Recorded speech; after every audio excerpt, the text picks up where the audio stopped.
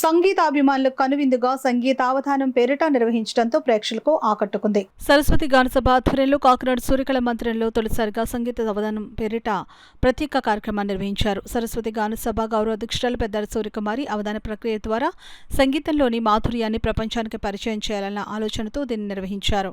అవధానిగా హైదరాబాద్కు చెందిన గరికపాటి వెంకట ప్రభాకర్ వ్యవహరించగా సమన్వయకర్తగా మునిగంటి వెంకట్రావు పాల్గొన్నారు. 8 మంది ప్రేక్షకులు పాల్గొన్నారు. రాగ మార్పుపై పెద్దాడ సూర్యకుమారి, రస మార్పుపై ద్విభాష్యం నగేష్ బాబు, తాళ మార్పుపై ఆకొండి శ్రీనివాస్ రాజారావు, రాగమాలిక మార్పుపై విష్ణుభట్ల శ్రీరామచంద్రమూర్తి, నిషిద్ధ స్వరంపై పెండ్యాల సుబ్బారావు, స్వరాక్షరిపై పేపకాయల రామకృష్ణ, వర్ణనపై చెరుకువాడ సత్యనారాయణ అప్రస్తుత ప్రసంగాన్ని ఆకొండి శ్రీ వెంకట సత్యనారాయణమూర్తి కొనసాగిస్తూ ఆహుతులను అలరింపచేశారు. సరస్వతి గాన సభ అధ్యక్షులు డాక్టర్ ముల్లపూడి నాగేశ్వరరావు, జీవితకాల చైర్మన్ కొమ్మిరెడ్డి శ్రీరామ నరసింహరావు, ఉపాధ్యక్షులు లక్కరాజు సత్యనారాయణ టిక్కు, చెరుకువాడ సత్యనారాయణ, చావల సూర్యకుమారి శర్మ తదితరులు పాల్గొన్నారు.